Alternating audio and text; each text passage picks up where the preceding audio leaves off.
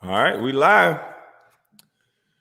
What's up, everybody? How y'all doing? We live with Mr. Judge Joe Brown. What do you want to be called, Mr. Judge Joe Mr. Brown? is redundant. That's like Mr. That's what I was about to say. But anyway, I got elected my second 8-year term, so the governor sent me this certificate saying, "Congratulations, you judge for the rest of your life" as a title. I guess that's like Colonel, but I'm not cooking fried chicken.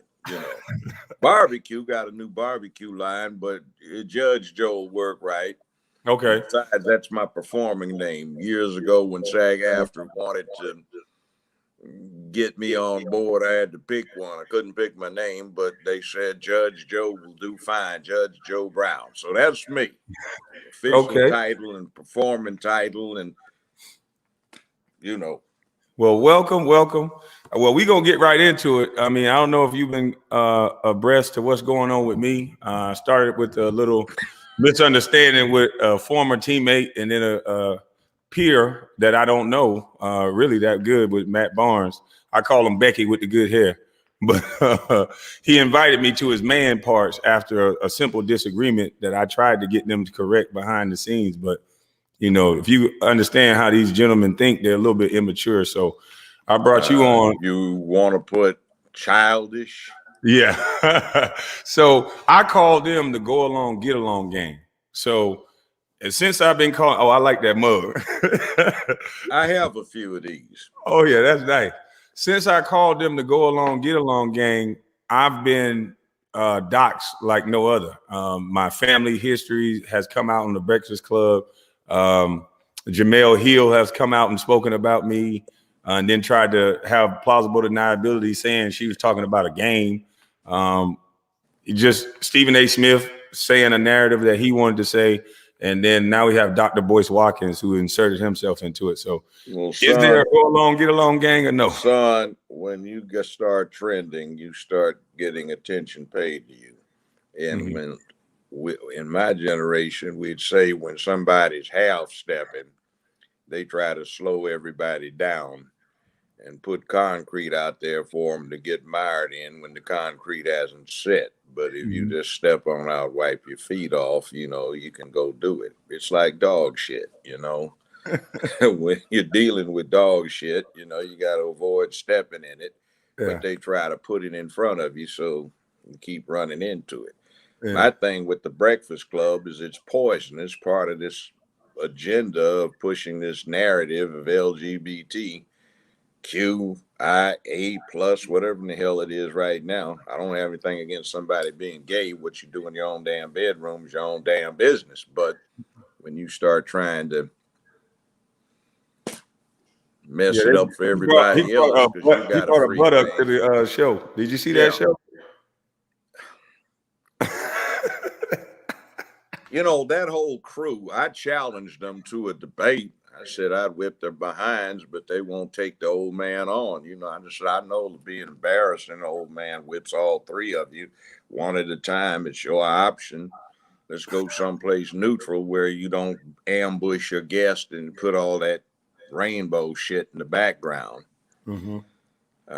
So you think that's an agenda that they're pushing? Yeah, it's an agenda. I saw it when I was at UCLA 50 plus years ago. They started saying that they were going to destroy manhood. See, first you had the lesbians who hated men. You had the feminists who hated that they weren't men. You had the soy boy, beta boys, you'd call them now, who were white boys who couldn't make it in a white man's world. And you had nothing at that point until you started getting the anti-war thing developing in the late mid-60s.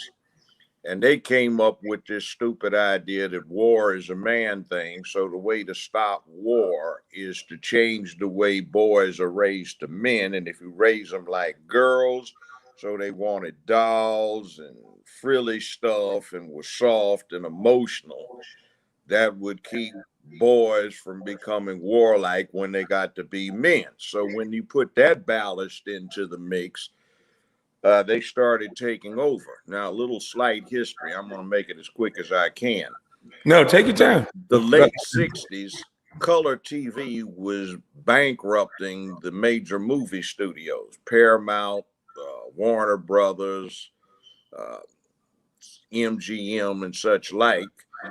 And they started firing executives to bring people in to get new ideas. See, at that time, if you were an adult, it cost you 50 cents to go to your local movie theater. And every Thursday and Sunday, they had 2 new movies, Man, 3 cartoons, and some features. So you could walk in anytime you wanted to for 50 cents. and Wow. see what you would be seeing, and then see the whole thing, and then sit through what you missed or keep sitting there.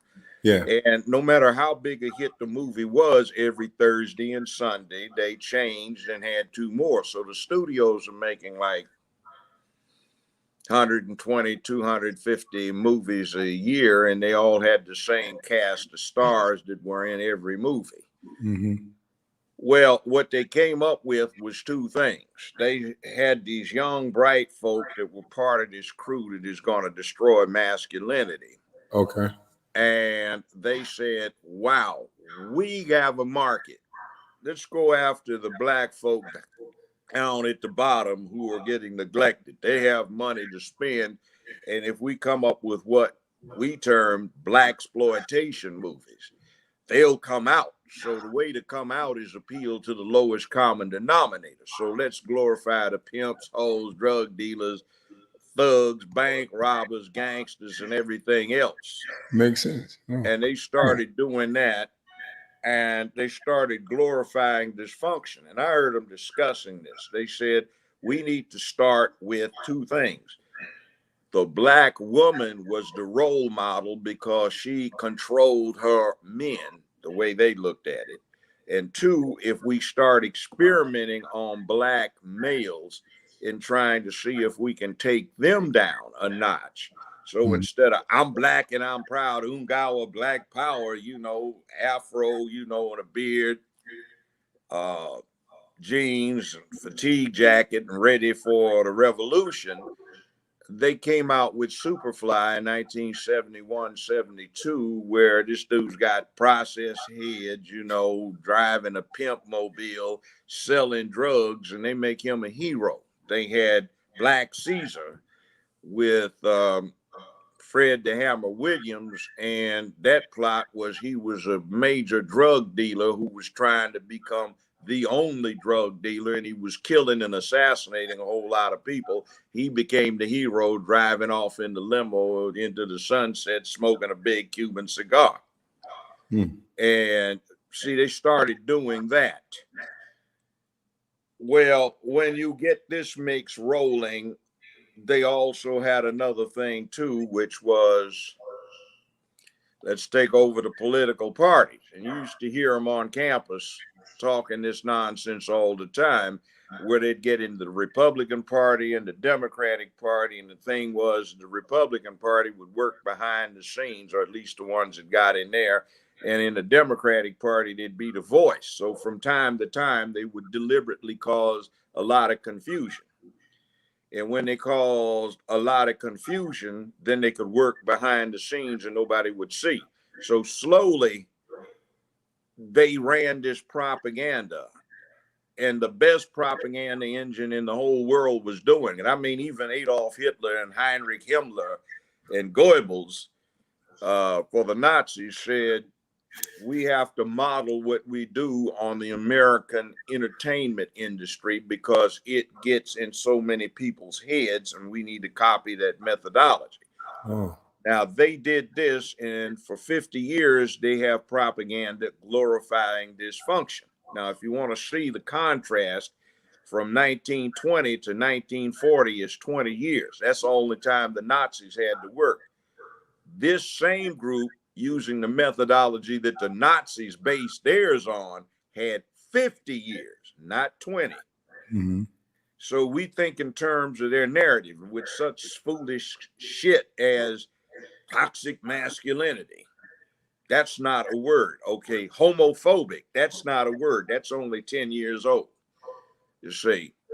And the word, for example, for that one is heterophobia, which is the opposite, which is for several hundred years, gay folk had to deal with being lynched, mutilated, beat up, jacked up, fired, thrown in jail, ostracized, all kinds of stuff.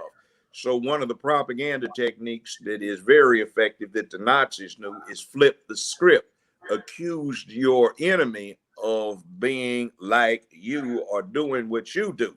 So they're heterophobic, and they flip the script to homophobic. For example, you can find old dictionaries, they've got heterophobic, but they don't have homophobia in there. But now if you type it into an iPhone, heterophobia is red underlined because they don't recognize it as a word, but homophobic, they'll put up a rainbow, you get that little emoji popping up. That's the flipping of the script. All right. And when they start getting you thinking this way, toxic masculinity. See, what they call toxic masculinity is the absence, because that's where you come in. Where I come in is we're trying to deal with imposing masculinity, because masculinity is a set of standards inputted into a boy so long, so often, so hard that when he becomes a man, it is innate in his character. And that's about making where you live a better, safer, more secure place filled with economic prosperity, sense of purpose, morality, and ethics, where you dedicate yourself to public peace, dignity, and order. And you are a man of peace who can be violent and brave and courageous when necessary. You see, that's what men do, where the little women and children get in the lifeboat first when the damn Titanic is going down. So they try to destroy that. And by destroying it, they translating get a chance to get their freak on in legitimacy. Now, see, homosexuality is distinguished from this LGBT stuff. Now, I employed some gay folks, still got one or two on the payroll, and they look at this stuff as a cult. And if I can explain, all right, I'm straight, I'm heterosexual.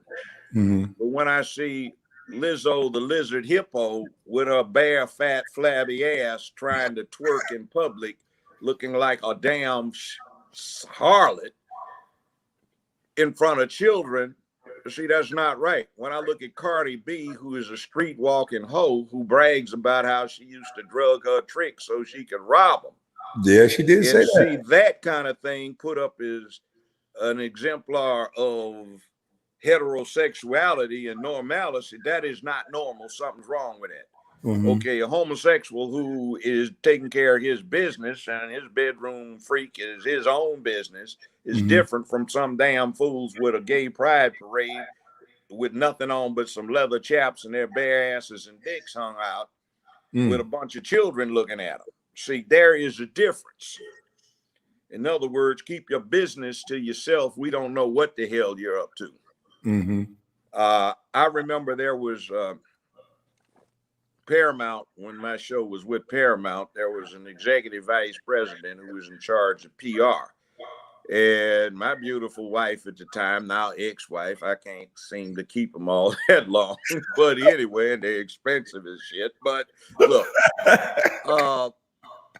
we were in a thing in New York where everybody had to go there for one of these corporate things.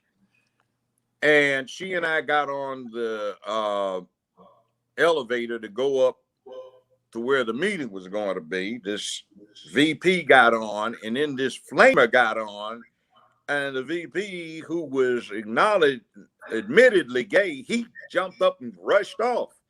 So somewhat later when he got up there, my wife said, "Why'd you get off?" He said, "I can't stand the flamer." You know.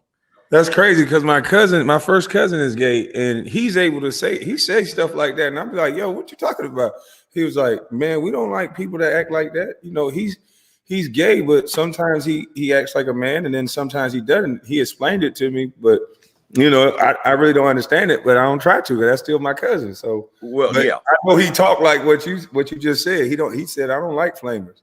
Well, see, here's the thing I found out when I was a judge. I put together these psychologists and psychiatrists, and under Tennessee law, with a provision I lobbied for, any sentencing judge can conduct psychological or mental evaluation of anybody he sentences. So we were doing research. We found there are basically two types of homosexuals: the type that hates the opposite sex and the type that wants to be the opposite sex. And a lot of that is hooked up in self-hate. Now, see, black folk back in the 60s, we came to recognize that we had been victimized by a long period of negative imagery, so we hated ourselves. Everybody wanted to be white, press their hair, conk their hair. That's that process. And Malcolm said that best way I've heard it, processed head equals a processed mind. But anyway, we were in I'm black and I'm proud. Now you've got this group who is deep off into personal self-hate. They hate what they are. They hate what they want to be. So they have taken a nihilistic approach and they have screwed up everything that's supposed to be of value. See, instead of being brave and courageous, it's all right to be a friend and be a coward. Instead of, well, hell, they couldn't get away with anything else but that. McFly in Back to the Future 35 years ago, what is it? He goes back in time. His daddy is there getting punked out by this bully, and where the kid comes from, this bully's still bullying daddy. So he gets daddy to screw up his nerve. Daddy busts the bully in the mouth on prom night, knocks him out, actually. And when he gets back, the bully works for daddy. He's daddy's flunky. See, that stand up to a bully is part of being a man. You have to learn how to deal with that. You know, I'm gonna get my ass whipped, but I'm gonna bust this MF in his mouth, you know. And maybe the next time or somebody else, he doesn't want to get busted in his mouth, even if he winds up whipping me. Now, oh my God, we have to bring in the police and the teachers and the parents to stop all of this horrible bullying. Oh, it's just so awful. And then, oh my God, we have to stop this online bullying. Oh, he's going to kill himself if he turn the goddamn thing off. And you see Twitter, Facebook, Instagram are perverting the First Amendment. You can't say stuff if it makes some jackass feel uncomfortable. And then I don't even watch TV. Well, see, here's the thing that's bad about that. If you complain about somebody doing you that way, like on Twitter, you can say the N-word all you want. You can put child pornography, pedophilia. You can put full frontal, 3 dicks up her ass and suck it 2 more. See, I'm not on Twitter. See, I don't know that. But you can't say something like, we've got a situation where we've got some pink panty wearing fascists who are trying to subvert the First, Second, Fourth, Fifth, and Sixth Amendments and down manhood and womanhood, because Zeke Heil, this is something where we're going to have to stiff arm salute the rainbow flag and read Mind Überganger, which is my conversion, you know. And that is supposed to be something that is horribly offensive, but you can say in all you want, and you can talk about toxic masculinity or some chauvinist pig or whatever it may be. That's okay. See, because it's directed propaganda, there's a narrative.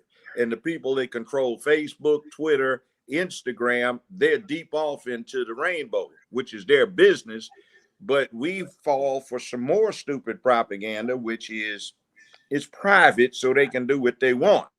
Well, what about the poor private guy in Colorado who, against his religious scruples, was forced to bake a cake for a gay couple he didn't even know? All right. How about when they took Trump in about 3 years ago because he was blocking these fools that were trying to troll him when he was posting, and he wisely did not go any further. He let it go to the Court of Appeals. And what happens is they said he had to unblock them because it was a public forum and these people had a right to exercise their First Amendment rights. So that's still standing, which means Twitter, Instagram, Facebook should be busted on a class action for not functioning properly as a public utility and attempting to monopolize the airways, which are licensed. They have to have a license to do what they do. Mm-hmm. So when they take this public license, they've got an obligation to the public, and they become a public utility. Now, 150 years ago, when they started getting gas lighting and stuff in cities, these companies that were privatized to provide these services, were private companies that provided these services, started saying, we want to do some redevelopment. So we're not going to give you guys your gas because we don't like you. Well, they got declared a public utility, so they have to treat everybody doing the same way. And the analogy that some people ought to get is the phone company can't tell you what the hell to say on your cell phone. Mm-hmm. Same principles apply to Facebook, Twitter, and Instagram, YouTube, because they're using public airways and they have to have a license to do that broadcasting that they depend upon. Mm-hmm. They can't either. So, well, they definitely do. How do they get away with it? But you see, that's because too many people think in terms of the narrative that they've established, and another narrative which came from the other side about the sanctity of private enterprise. Now, see, that sanctity of private enterprise impacts the Black community. Ever heard of this thing, pipeline, jailhouse, the prison, the pipeline? Yeah. See, here's what that's about. Okay. People used to ask me all the time, Judge, what's wrong with the criminal justice system? Why is it so broke? Why doesn't it work? I said, well, it's working fine. It's just doing something else.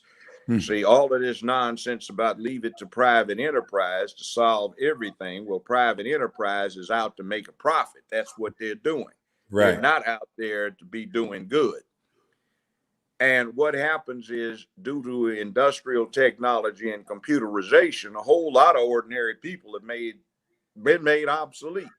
Now, the United States happens to be the only industrial country in the world that does not have a concerted government program to deal with changing that obsolescence of the worker who has been displaced by technology and training him to get an equal job in terms of income, doing something else or being able to do more.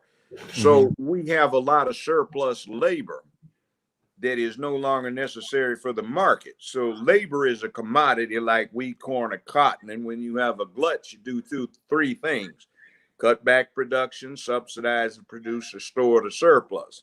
The surplus labor is stored in the jail cell instead of a grain silo.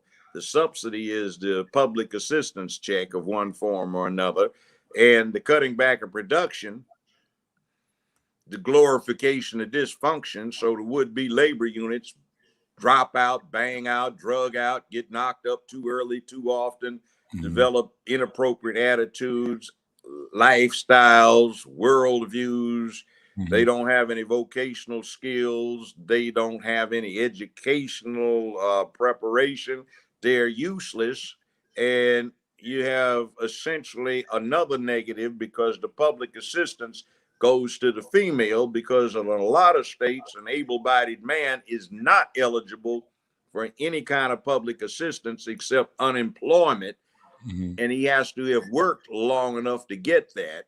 And he's only entitled to so much. Meanwhile, back in the Johnson administration in the 60s, they came up with a concept that was good, the safety net. But what they wound up is having a distinctive class of women who became welfare dependent. They got bigger checks the more babies they had, and the check was not going for the babies, it was going for them. Right. It's like a friend of mine and I were in Nickerson Gardens out in the Los Angeles area. It's 1967, and we were recruiting for college. In those days in California, UCLA, Berkeley, Cal State, they were free. There was no tuition. There was an insurance and benefits fee. In other words, $56 a quarter. You got unlimited medical care, prescription medication, eyeglasses. You had free concert tickets, athletic events tickets. You didn't have to pay for them, but there was no tuition. Now, Ronnie Reagan screwed that up. He came in campaigning on a platform that he was going to destroy free higher education because nothing but long-haired, commie, sympathizing hippies took advantage of it. So from free education, which was an investment in the human infrastructure of the state, you switched over to this mess they have now where everybody is in hock for 10 years trying to get an education, unless you play some sport and get an athletic scholarship. And it's gotten way, way out of hand. So what happens, see, is when these kids are in a situation where the only way the money comes in is through the women, you set up a matriarchy. And hey, man, like, what you doing, man? Like, hey, man, where your bitches, man? Or me saying, young man, if the court is disposed to place you on probation, just how do you intend to sustain yourself? In other words, how do you make your living? Well, with due respect, Your Honor, like I got me 4 bitches. Excuse me, I didn't mean to say that. I got me 4 ladies takes good care of me. 2 of them That's get, still going on now. got good JOBs. 1 get a crazy check. 1 on AFDC. They takes care of me. Dang. You know, well, what do you do? I smooth them out. You know, they got hard gigs, you know, so a hard life. So I make them feel good. And see, about 20 years ago, there was this thing about the thug. I can remember sitting up in the lounge in the airport in Detroit. Me and my homeboy who was traveling with me is the late Clifford Stewart, who was a hell of a man. I called him my brother. We look alike. He's just Black Belt Magazine called him the most dangerous human alive in North America. He was one of those folks. And we were reading this article by a Black female PhD who was saying, ladies, get yourself a thug. They are so thrilling. You have no idea. Raw masculinity, but you can control it because you're paying the check. Oh, yeah. And I do all these local radio appearances or remote or direct, and they say, this is Bobby on WFOOL. This is Take Care of Your Thug Week. Call Bobby and let Bobby know if you got a thug at home. All right, we got Tamika on the line. You got you a thug, Tamika? Yeah, Bobby, I got me a thug. He's so fine. Lord yeah. have mercy. All right, we got Jamalina on. What you got, Jamalina? Well, yeah, Bobby, I got me a thug. He's so fine. All my friend girls, they Jay. He look just like Denzel. Oh, we got, who is this? Lucille? Yeah, Bobby, this here Lucille. I'm white, but I likes me some thug too. They so exciting. See, and you get this kind of glorification of stupid. And you get these young males who have no man training. And see, man training is difficult because it takes a whole lot of shit in your head for, all right, women and children in the lifeboats first, and the rest of us are going to drown in this icy water if we don't freeze to death first. All right, ladies, get in, and you punk, get that dress off. We know who you are. You still got a beard. Get your ass out of here.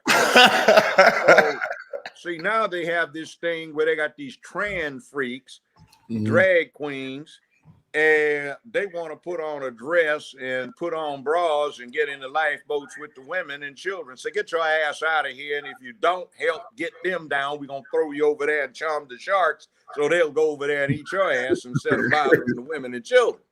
And then see, this coalition they put together is going to fall apart. And one of them is this, 2 of the factors that are going to make that happen is this pedophile thing and this drag queen thing, because the feminists have been fighting for years to get women's sports. Now, granted, it's flipped over to being a bastion for lesbianism in a lot of the female sports.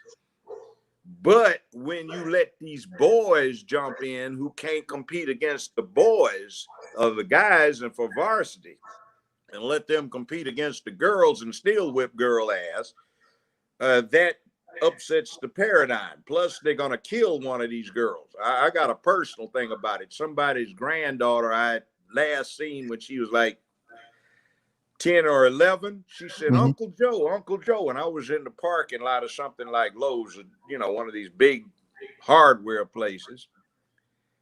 And I walked over, I said, I haven't seen you in a long time. And she had her arm up like that, you know, in a cast with a strut. I said, what happened? She said, well, you know, I was in the martial arts. I said, yeah, your grandmother told me about that. Granddaddy too. She said, well, you know, I got a scholarship to such and such college to do women's wrestling, full contact wrestling. That's the new thing. So what happened? I said, well, what happened to you? She said, they made us wrestle these, and she started crying, these freaks, she said, who said they were girls. And I objected, and they told me I'd lose my scholarship if I didn't wrestle. And they told the team we'd forfeit if we didn't. So another girl on the team got 3 cracked ribs and a fractured jaw. And I got my compound fracture of my arm, and I've had 3 operations. She started crying, said, Uncle Joe, I can't study hard because this medication jacks me up. I can't sleep because it hurts. And I just said, that's a damn shame. But you see, that's what this leads to. And toxic masculinity actually is one of the things that promotes violence. See, they try to protect these boys, and they do not know who they are because they've never had to face down a bully, never had to screw up their courage and take a stand knowing I might get my ass whipped, but I'm going to have to do what I have to do. Well, you like meat? You eat meat? Oh, yeah, I eat bison every now and again. Yeah, a bison's good. Yeah. Chomp into it. I like it medium rare. All right. Yeah, I like mine sometimes medium, but mostly medium well. Okay, well, you eat it. Oh yeah. See, we are the apex predator on the planet. We kill better than any other damn thing's ever been here. If they actually had a Jurassic Park, I can see if some of them escaped. The T-Rex did. I can see, yes, Lord Williams, I was out there and it was really tense, you know, and it was me or it in my guide, and he took off. He was a little affrighted, you know, but I gave him one charge, you know, and rapidly worked the bolt and delivered another, and that is it is on my den wall. Isn't it magnificent? See? Yeah. And oh, you once were king of the jungle. Now the tiger is in danger, and the mother elephant in her bond with her calf, you know, and the polar bears. And we have to save everything on the planet because we the baddest ass killers on the planet. Nothing kills like us. And what do you think is inside this beast that is the apex predator on a planet? It kills. So you have to impose masculinity so it knows when to kill. Go kill your bison when you want to eat it, or, you know, we do it by collectivity. We have a slaughterhouse and a meat packing place, and it tastes good, and a restaurant fixes it up. Well, all that's good, but that tendency to kill is still there. And we don't have a draft, but for a long time they had one, and those guys, ordinary people that got drafted, did a whole lot of killing. World War I, World War II, Korea, Vietnam, before that, the Civil War. So you can get ordinary people and you can turn them into killers. All right. That requires a lot of social adjustment so they do not turn on themselves in an inappropriate fashion at an inappropriate time for inappropriate reasons. That's why we have criminal laws, particularly against the wrong kind of homicide, criminal versus justifiable. Now, when you take this boy and you protect him from bullies, so the parents, the police, and the schools protect him, where Twitter, Instagram, and Facebook keep him from seeing something that'll cause his stupid ass to go take himself out. then what happens is he doesn't know this beast that's in him. Mm-hmm. And see, this beast is still there. And under the wrong circumstances, that beast comes out and starts leering at him, and he doesn't know what to do. So you get these perverted asses that go and shoot up a school because they felt bad because they got bullied too often and don't know what to do with it. Mm-hmm. That's a lack of masculinity. All Right. of these folk in the hood that go around popping caps on everybody doing drive-bys, see, they suffer from lack of masculinity. So That's the same thing I told Jack. Somebody, Yeah. but I grew up in Los Angeles Mm-hmm. and South Central, Mm-hmm. and what I found out from there later on, and when I was sentencing people or when I was defending people, Mm-hmm. dudes down in the hood rat, they just bitches. See, the only see what they are is lesbians in boys' bodies. Mm-hmm. The lesbian and the hood rat are raised the same way. They're raised by their mamas like girls because their mamas hate men, and the boy is gonna be a man if he got raised properly. So they hate him and raise him wrong. He winds up with a secret hate for his mama, but doesn't realize it. Mm-hmm. He's raised as a girl. He likes pussy. The lesbian is raised as a girl. She likes pussy.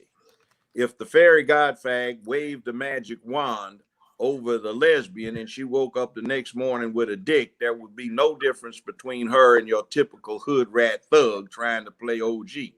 Mm-hmm. And these guys ain't got manhood. For example, I don't know how many times this scene repeated itself over the time I was on the bench. There would be a motion to suppress a confession, right? So the police in Memphis always tape the confession. So you got to see the whole thing. So counselor, defense ready for this matter? Prosecution, you ready? Madam Court Reporter, can you set up in the court's chambers in say 10 minutes, and we will take a look in camera at the video clip of this confession that we have a motion. I think, what's the file docket number? Thank you, ma'am. Blah, blah, blah, blah. This dude, we're getting ready to take a recess. And I take the recess, and the lawyer walks up to ask me about something else. So I'm still watching. OG is back there talking to his homies. Yeah, man, I'm down for the cause, man. You know, like, hey, they just put this case on me, man. Like, oh, hell, man. They was trying to get me to say all kinds of shit, man. I can hear him. So I go on and back. I'm watching this confession. Here's where it goes. Man, I don't want no lawyer. Sir, you really need to have an attorney. We can call one right now. You should have a lawyer. This is a serious matter. I don't want no lawyer. I just want my mama. Can you get my mama in here? I'm so well, sir, your mother can't be in here while this going on. You a grown man. I don't care. I just want my mama. Look, sir, you have a right to remain silent. I don't care. You have a, you know, blah, blah, blah, blah, blah. Oh, Lord. I don't care, man. That's what I was talking about. And look, it was shot dog and stomped. That's crazy. Okay, so anyway, this dude has been advised 9 times of his rights, and he wants to waive them, and he's crying all over the shit, and that's why they got these strange stains on the waiver. This fool's been crying. It's snot blowing all over, running down his face, and I'd get out there and I said, well, let's see. We've had gentlemen that have been identified. Could you gentlemen come over here and that we're going to speak to the defendant about this, about he blah, blah, blah, blah, blah, on this matter about the bond, blah, blah, blah, blah, blah. So I'd move him over here. So, well, it seems since they have identified him, so let's move to this point. The defendant spent most of his time crying and washing tears from his face with looks like most of a fresh blocks of Kleenex, and mucus was running all down his nose and dripping all over the table. He was crying for his mother. He multiply waved write the counsel and wanted to make a statement if only his mama could be there, and the officers advised him his mother could not be present. And let's see, he also advised that the following individuals, I read the names off, were part of this armed robbery, blah, blah, blah, blah, that resulted in the killing of 2 people at this convenience store, which becomes felony murder, subject to the death penalty. And I say, please take those individuals into custody right now. No bond. We will review this in a bit. See, they punk out. They rat on everybody. There's no such thing as loyalty. They tell. And what's interesting is in most states under American law, you cannot convict someone on the uncorroborated statements or evidence of an accomplice. So there is one guy in there that's an OG. He just said, I don't want a damn form. Hell, I have nothing to say, and he'll write that out. I want a lawyer. And because he didn't confess, there's no case against him, because most murder cases are the hardest thing to prove because there's no witness. And damn near every time there's a murder trial, somebody shot his mouth off, usually to some woman he was trying to impress, who was some low-class woman who had a drug case he was trying to get out of, so she'd tell on him. Then they got him and he punked out and told on himself. He confessed. Now, yeah, there are a lot of innocent people in the jails, but the percentages are small because this is what's going on. For the last 70 years, it's been kind of consistent. Just a little more than 2% of the people in American prisons got found guilty by a jury. 97+% pled guilty, and depending upon where you are, 84 to 87% confessed. So I've seen some innocent people. That's crazy. I got the youngest person in the world off death row. I got a stay of execution 23 minutes before they were going to fry him, and he was 15 plus 2 weeks at that time. I got the conviction set aside on a number of grounds, including an all-white jury. But the bottom line is that most of the people off in there, when they're talking to their lawyers, are saying, yeah, man, well, he didn't really see me. Well, how you know he was taking a smoke over there by the telephone pole if you weren't there? Well, he couldn't have seen me. I was in the shadows behind the dumpster. But you were there. You're trying to say you weren't there.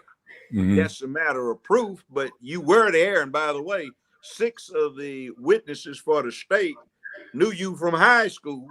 2 of them gave the police your mama's address. So you're trying to tell your mom and everybody that they're lying, trying to put a case on you. See, so you get this.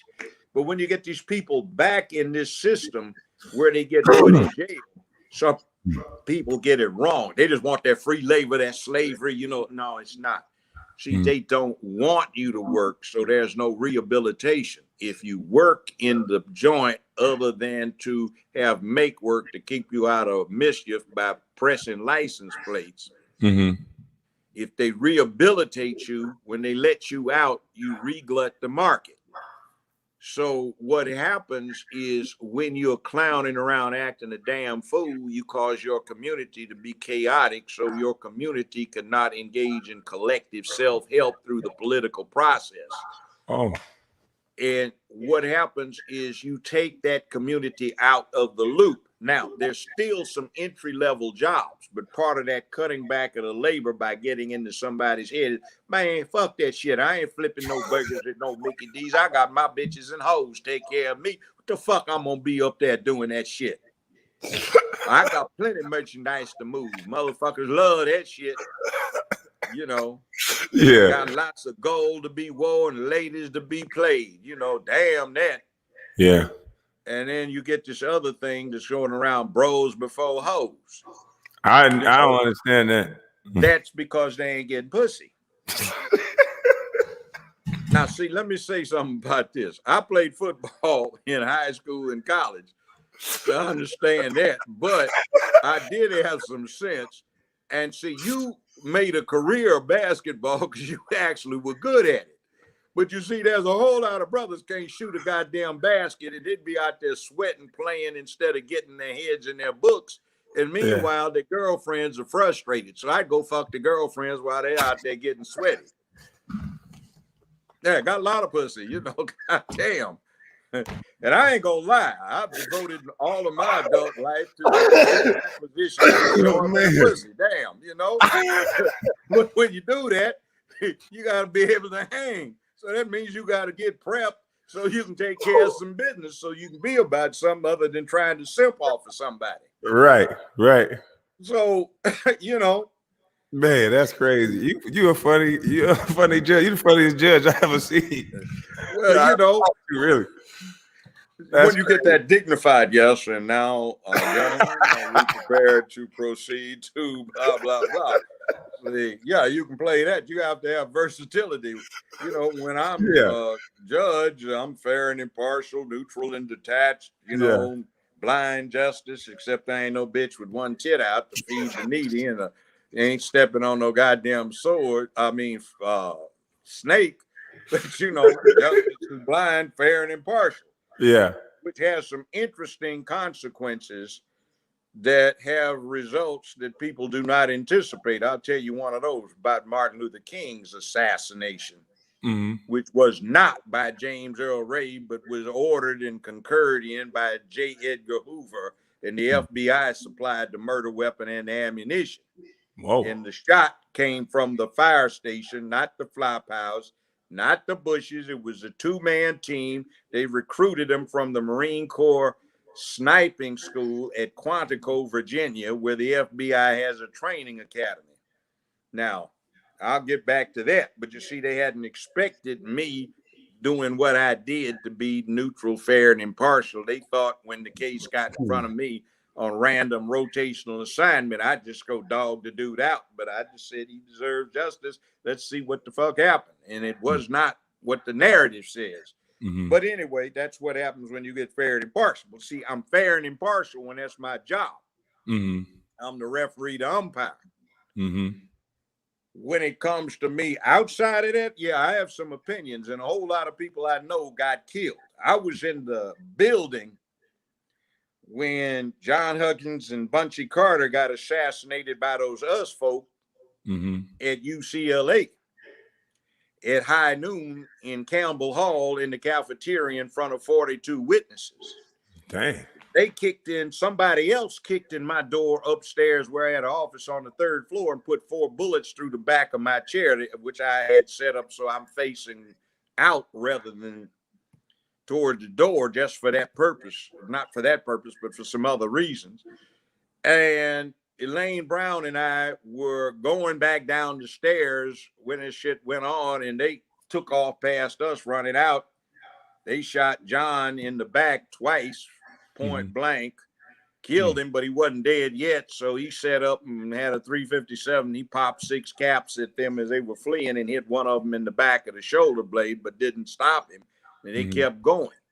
The police wound up admitting, some of them, that us was on their side, and every time they went to bust these folk, they got tipped off, and they got 2 of them. Johnny Cochran defended 2 of them. They got second-degree murder convictions, sent to a penal facility. They escaped in a week. APB got taken down within 48 hours. I saw them 2 years later. A guy named Ayuko Babu, who's out in LA, still does the Pan-African Film Festival out there. Well, he, me, and some other people were trying to raise money for Frelimo, the guerrillas in Mozambique. We had gotten an airplane full of combat boots that the State Department seized, so we raised money. We had Taj Mahal, Pharaoh Sanders, Oscar Brown Jr., Gene Pace, Aretha Franklin, and Stevie Wonder put on a free concert. We raised the money. So I'm walking around in the audience at the Palladium, which was on Hollywood Boulevard then. And here are these 2 that just got convicted of second-degree murder. I said, what the hell are you doing out? Both of you. Well, we just walked. So 25 years later, they got tired of being on the run. They tried to surrender themselves. California said, we don't want you. Mm. Now, see, that's the way it used to roll. So with that kind of context and all of these people I knew died, see, I recruited Geronimo Pratt to UCLA. That's G. He did that time for that murder, wrongfully convicted. Okay. Mm-hmm. Nathaniel Clark, he got killed. Elaine Brown, I recruited her. See, all of these people died and people were getting killed left and right all the time. Mm-hmm.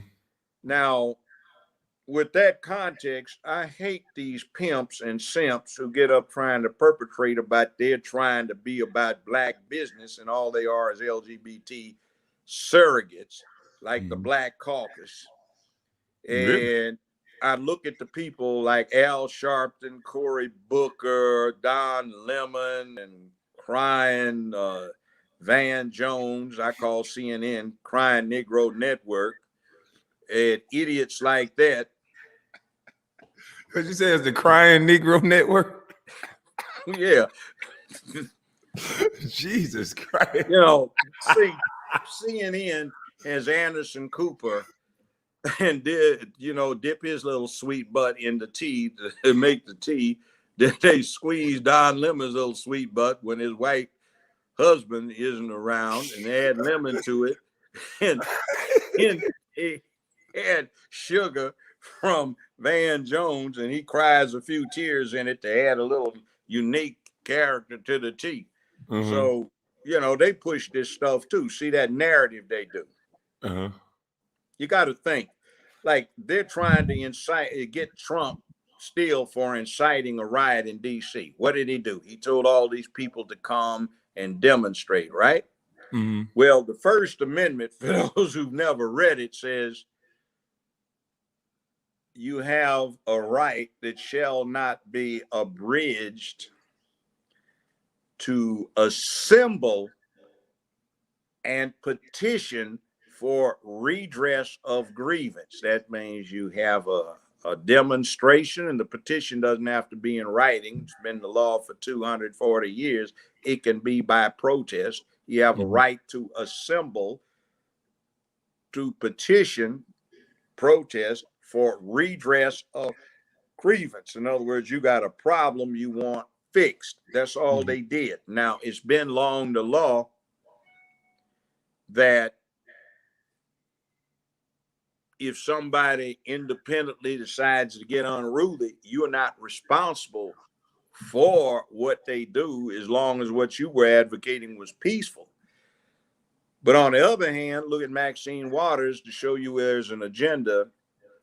She actually was out advocating for people to spit on somebody with a MAGA hat if they had support Trump bumper sticker, break out the car windows, turn the things over, get unruly and burn stuff up. That actually is incitement of violence, which is in fact criminal. Now, they don't go after her. They just have this thing on Trump. Now, I don't particularly like Trump, but I'm not against him. I did not vote for that damn fool that they had running against him. That racist dog, what I heard the first time in 1972 when I was doing an intern thing at a DC think tank, when he was out there with James O. Eastland, John B. Stennis, Faubus came in from Arkansas. That's the fool who said they'd never integrate the Little Rock High School. They had Wallace there, who was wheeled in, and they had Byrd, former Grand Dragon of the Klan, and they were talking about this young man who had a stupid-looking ducktail like he was back in the 1950s, was the last true yellow dog Dixiecrat, and they were talking about Joe Biden, who got up there, and when the speech he gave, I mean, I was really offended. I heard it right outside the state capitol building in Dover, which was a rundown, ransackled old house, 250 years old. And he said, Negro children are like roaches. If they're allowed to integrate the schools, they will infest them and they will never be gotten out. Negro. Who said that? Joe Biden said that? Yeah, I heard it. Saw him. he said Negroes were animals and they turned the streets into jungles. And he and Senator Eastland had a plan where they could put all of these Negro animals in zoos. Now, we talk about the 94 crime bill. That wasn't shit. The 91 was bad. The 91. 87 was really bad. The 81 was the one where one rock got you 5 years, which due to some other stuff Biden and Stennis and Eastland did, it wasn't 5 years with parole. They abolished federal parole. So you get 5 years, you get 60 months, and you get released with all good and honor time at 56 months from federal custody. And then that was the 81 one, then there was the 79 and the 77. So let's give blame where blame is due. That bastard has been a racist dog, and he used to talk about he understood the Negro because he was raised in Delaware. And he said Delaware was a proud slave-owning state that basically copped out by not going with the South during the rebellion as it should have, because they were too close to DC to not be intimidated. So I listened to this racist dog. I kept up with him because I was practicing criminal law, and federal criminal trials became almost a lynch thing because of what is allowed. By the way, if you ever get interrogated by the feds, never say, I don't know what happened. I don't know anything about it. Because you will get convicted on one count of an indictment making a knowingly false statement to a federal investigator. You know why? Because they tell you what you're there for. So you know what you're there for. So when you say, I don't know nothing about it, you did because they told you. With the feds, you say, I have nothing to say, or I refuse to make a statement. I want a lawyer. But if you're talking with the state, you say, I don't know what the fuck you talking about. Fuck you, you know. But with the feds, watch what you say, because in the federal system, thanks to Biden, Stennis, Eastland, and some other of these yellow dog Dixiecrat races, what happens is they've set it up so you get tried by ambush if it is a criminal case. And if you are absolutely innocent, you don't know shit about what happened. Eastland and Stennis and Biden set something else up where they deliberately set the rules so that a prosecutor could knowingly not knowing, but know that he had no case that could get an conviction, but deliberately go after you for the purpose of bankrupting you so your ability to operate is destroyed. Now, that's one of the bad things that bastard did. And then you got Queenla Imhoff in there. You know who Imhoff is? No. Yes, you do. Who? Mrs. Imhoff, Vice President of the United States, who goes by her maiden name, Miss Kamala? Kamala Harris.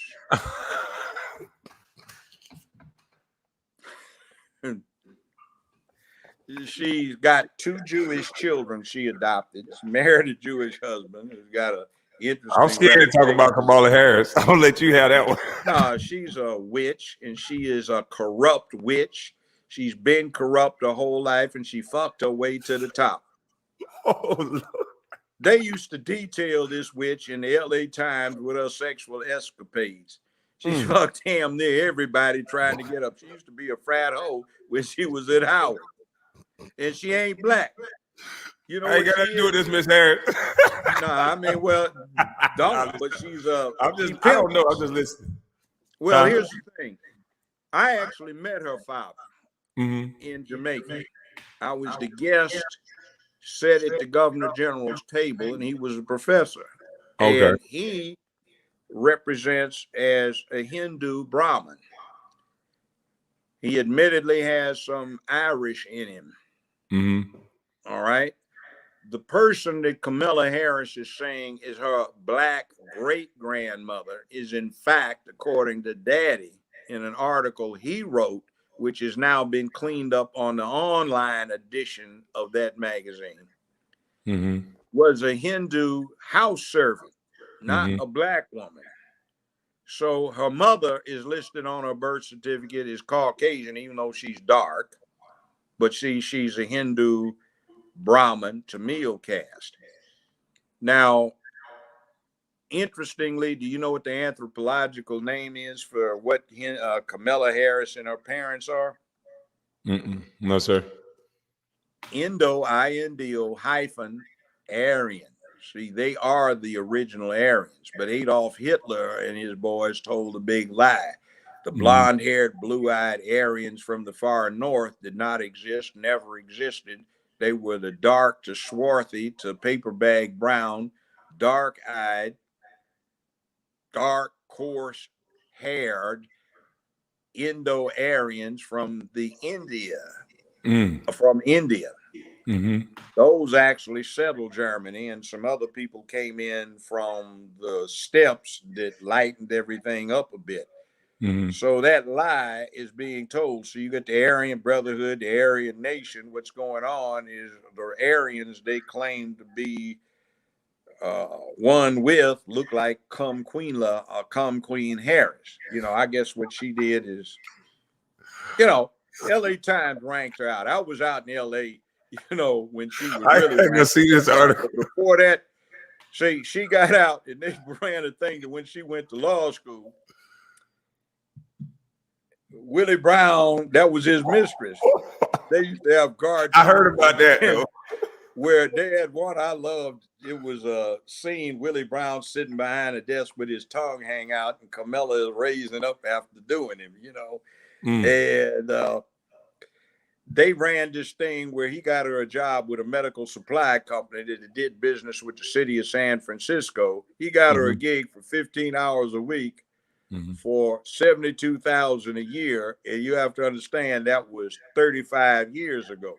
And then when they carried a thing where she moved up to 20 hours a week, she getting paid $120,000 for a part-time gig, and he bought her a 750i BMW. She was earning that. So then she had this thing where she was trying to get on with this big firm. They wouldn't hire, so she started screwing one of your buddies, an NBA player who was their biggest client. So she got hired. So then they ran a scandal sheet on her where she was trying to get on with the DA's office, so she started screwing the deputy chief DA to get on.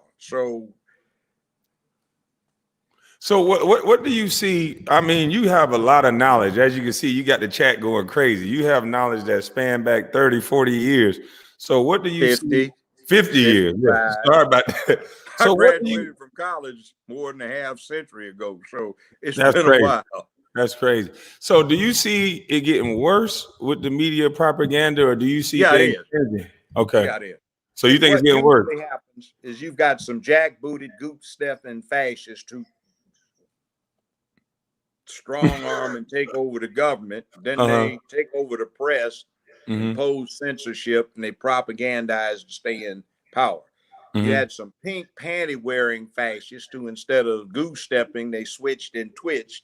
They took over the media, propagandized the people. Now they've taken over the government, and they are attempting to gut the Bill of Rights so they can impose censorship on you. Like,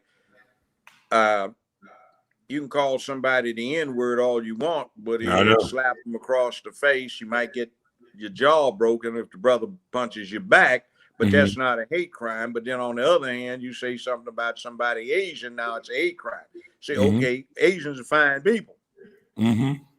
But the bottom line is that what they did in their name is suppress a hell of a lot of the Bill of Rights, which is not good for anybody.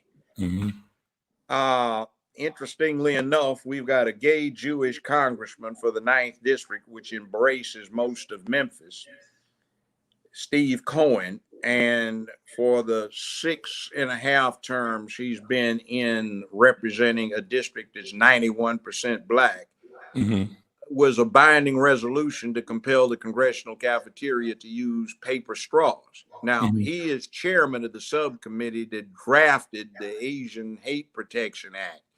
Okay, he says 3,245 or so Asians got jacked up in 2020. Well, that's about 800 less than it was for 2019 and 1,004 or 500 less than it was in 2018. Mm-hmm. And actually, what it represents is the expected attrition of what you would find for somebody operating a weave, wig, nail salon, beauty supply place, liquor store, or convenience store down in the hood. The percentages of Asians getting jacked up in the hood is less than it is for African American or black folk who operate similar businesses in the hood.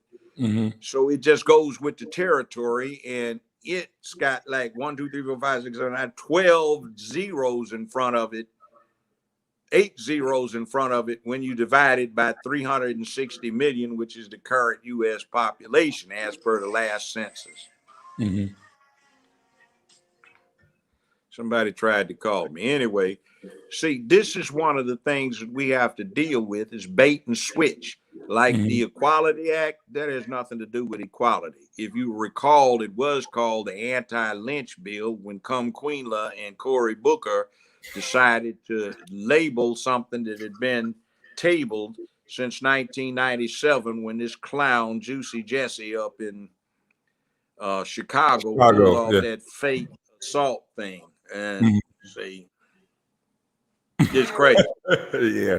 So that's how they do this bait and switch. Mm-hmm. And there's a lot out there that is bad. But they have their rights and they can do whatever in the hell they want to do in a bedroom. I will defend them to that. But when they start trying Let's say that. Let's to say that for these YouTube, children, so they don't get so mad. They can do what they want to do. Freedom. Okay, motherfuckers on YouTube, they all off into that butt busting thing too. They unbelt, drop their britches, drop their boxers, bend, and get busted in the butt. So anyway, that's what they do. But they make it too obvious. Freedom. Yeah, freedom of speech. Yeah. So you can bleep that shit out if you want to, but so you don't get it. But I am retired. You are too, but I'm a lot older than you, so I'm really retired. Right, Although I can do this barbecue sauce line, and I want it to be hot barbecue. We got. I'll tell you about that later. But anyway, we have a fight because what it is a unique opportunity. Mm-hmm. You go to World War II, you got Stalin, he represents communism. You got Churchill, he represents monarchy. You have Franklin Roosevelt, he represents a democratic republic. They're all allies trying to get rid of Adolf and the Japanese Empire. Mm-hmm. All right? Mm-hmm. They had a common cause. Well, we have a common cause that's unique in American history. For the first time, black, white, brown, red, yellow have a commonality, and that is an assault on manhood, womanhood, and childhood that certain people are trying to pull off and ram down our throats. We have a separation of church and state. So the state cannot impose an official religion. They can't require its teaching. They can't make you go to church, but yet you can take a secular religion, LGBTQ, and you can force feed it to children with the parents having no way of objecting or opting out except taking the child out of school. They cram it down your throat in the public. They make it official government policy that you have to deal with. You know, go to the bathroom of the gender you identify with rather than what you were born as. And, that leaves all kinds of freak activity open. And I mean, for God's sake, it used to be a staple for 1960s, 70s, and early 80s sitcoms where the little nerds went and masqueraded as girls so they could get in the locker room and watch the girls strip for Jim. Mm-hmm. Can you imagine the situation, where they have to share locker rooms, shower facilities, and you got some naked soap down sissy in there, at least he says he is, and his dick's hung out and a bunch of naked little girls trying to take showers? So they can shower with women now? I didn't know that. Yeah. See, that goes in there too. No. Not just the bathrooms. So can you imagine the viciousness that's gonna go around as gossip in that high school? See, that just like, where in the hell have you been? So speaking on that, I think that's a good segue to go into. You told me a story about how Charlemagne the God got his name, and I thought that was interesting. I don't think people know that. Why would he call himself that based on what you're going to explain? What is he, 5'6"? Charlemagne? Yeah. Oh, I have no idea. Yeah, he's a little short guy. Look, the real Charlemagne was an Adolf Hitler prototype, but an Adolf Hitler on steroids. He did ethnic cleansing all through Europe. He was a Franco-German. It meant Charles the Great. So this clown on the Breakfast Club is saying Charles the Great, the God. Charlemagne was a psychopath. Dang. There was one little episode where he went down to where the Basques still live, and they still had the old habit of cremating their dead. Rocky place ain't very much area to bury somebody, right? So he went down and he slaughtered 120, 125,000 of them because they cremated their dead. He did stuff like that. He slaughtered people, killed out whole regions, exterminated everybody because they didn't switch over to his particular brand of religion. Ethnic cleansing on a super scale back in the Dark Ages, the 10th century, in the 900s. So that's who he's calling himself by, Charlemagne the God. Now, like, why would a black man name himself after a German psychopath? You got it? That's like saying, I'm Adolf the Great. No, they wouldn't let you say that. Yeah, but Charlemagne was worse. Yeah. That's crazy. You know, you add 500 years to it, and somebody's war criminal crimes against humanity type becomes worthy of note because he exercised power. I think you're right about the attack on masculinity, because I said something about DJ Envy. They had a thing online going around where Bill Gates allegedly cheated and had a side mistress, and DJ Envy allegedly cheated, and Bill Gates was able to keep his stuff quiet and move on like a man, and DJ Envy had to go in front of the world and a bunch of women and apologize to all the women in the world, you know, when now it should have been personal with his wife. So I told him he need to be on a leash and be drug around with his wife, because to me that's not a man. That's a good suggestion. How about Wade, one of your former colleagues, Wade, talking about his wife wears the pants in the family? I just saw that. Case, that's literally true, because she's letting that boy his wear dresses and he's wearing kilts. So he doesn't have them on pants either. So I think that's a cop-out. And other thing, you gonna let an 8-year-old decide that he wants to be a girl? He hadn't even got a good heart on yet. How the hell is he? He doesn't even know what pussy is. How the hell are you gonna make that determination? I have no idea. But you see, that's what they want. They want some nice tender booty for them to deal with. See, I found out something about pedophiles when I was sentencing them. I'd get them psychologically evaluated. They'd had a guy sitting in the chair with transducers on. They get his blood pressure and everything and reactions, and they put him on his dick too. So they'd show porn films. These guys get no reaction to looking at men and women, but they get rock hard erections looking at simulations of little children getting screwed. That's a sick fuck. You can't do anything about that. But see, they're glorifying that. They are taking stuff and they are looking for recruits. I was a Boy Scout and a Cub Scout master for about 15 years. I bailed when they started doing this thing. I was on a bench. I bailed when they started doing this thing about letting in openly admitted adult leaders. I said, this is not going wrong, right? And last year, the Boy Scouts in America ended because they went bankrupt from settling all of these child molestation cases. Then they tried to put in little girls. And I said, girls have brownies, campfire girls, Girl Scouts. Why do they need Boy Scouts? These emasculated young boys need to get some man up in their system, and you need an adult scout leader to take them to these camps where for a week they're out in the forest someplace. But can you see having some little girls out there with one male scout leader 24/7 for a week? No, that's a disaster. No way. My daughter not going. No, see, that's a disaster. Yeah, But that's crazy. They do something. Speaking of which, for 51 years, they have had a national Take Your Daughter to Work Week. They've never had one for Take Your Son to Work. Really? Now, you want to know how bad it is? The Defense Department did a study back in 2000 to 2010. They published some white papers. The situation has not changed 10 years later.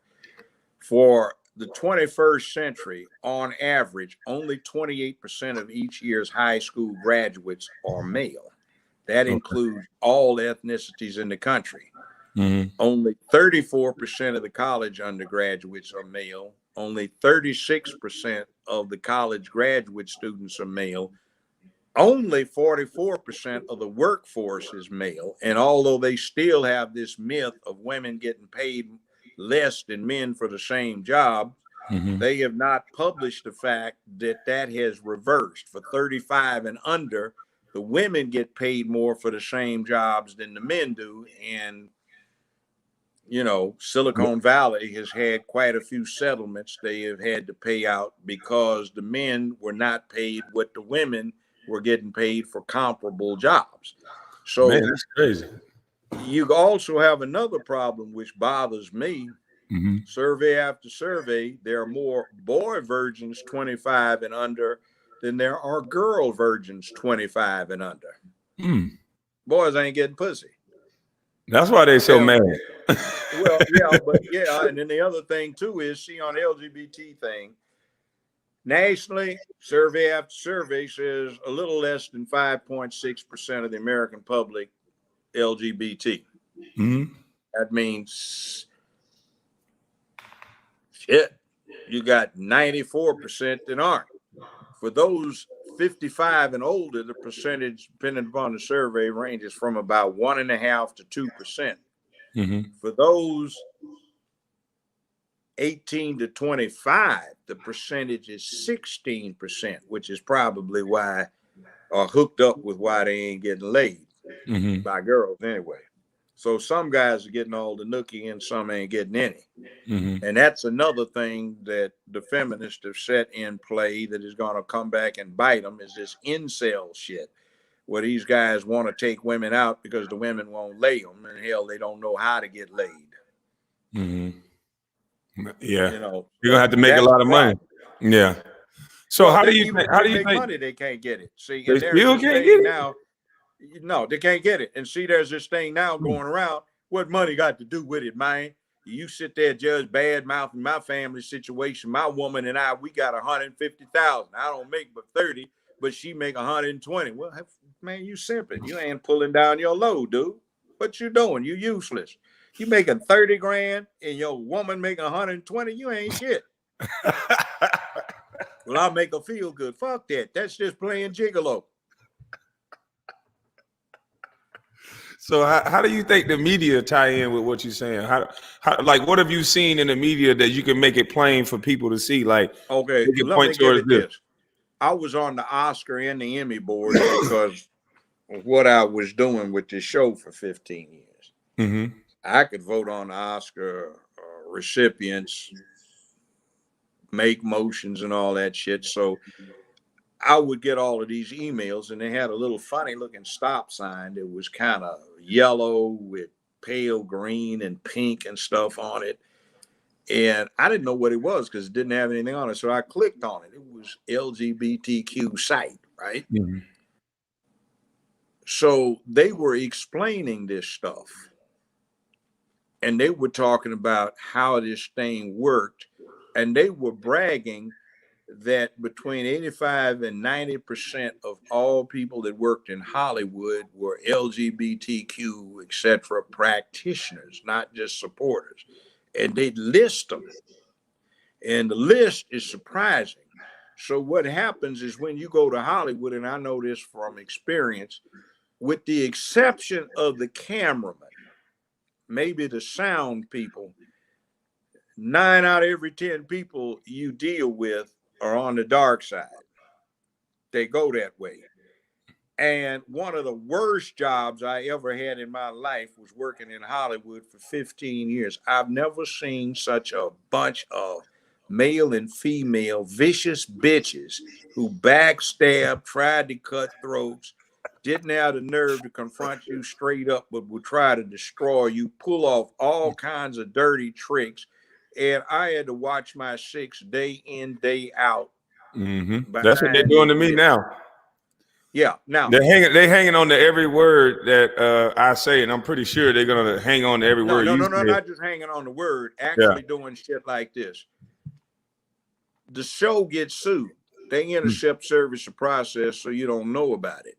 So you've gotten a contact by your bank. Would you like to switch over? We can offer you consolidation of these mortgages on a fixed rate of 0.57%. Hell, that's great. Fill out the stuff. FBI comes talking to you. You lied on this federal form. What the fuck do you mean? Said, are you now or have you been in the last 5 years subject to any lawsuits? No. And then you find out you've been sued 6 times and the studio is hidden this from you. And what they're doing is in open court on the record when you get the transcript saying you're doing something that the California Supreme Court said you'd go to jail if you did. Like, where the hell did you get off representing me? I didn't authorize this. See, they do stuff like that. Or you get a call from the attorney general of some state because the studio decided this was cute to affiliate with some legal form company and ask the judge about your case and he'll answer personally. I don't know anything about it, but somebody's purporting to be me. So they're trying to get me for unauthorized practice of law in that state. And plus the advice was wrong anyway. So you have to watch stuff like that. Okay. Or here's one. And this goes to this hashtag Me Too nonsense. It's 1998. It's November. The show had just started that fall. It was a hit. So they were having a party at the Beverly Hilton Hotel in LA.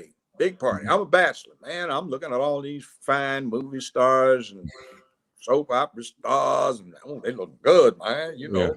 I like to dance. I was dancing with them, and then I hooked up with this one chick who kind of wound up dating.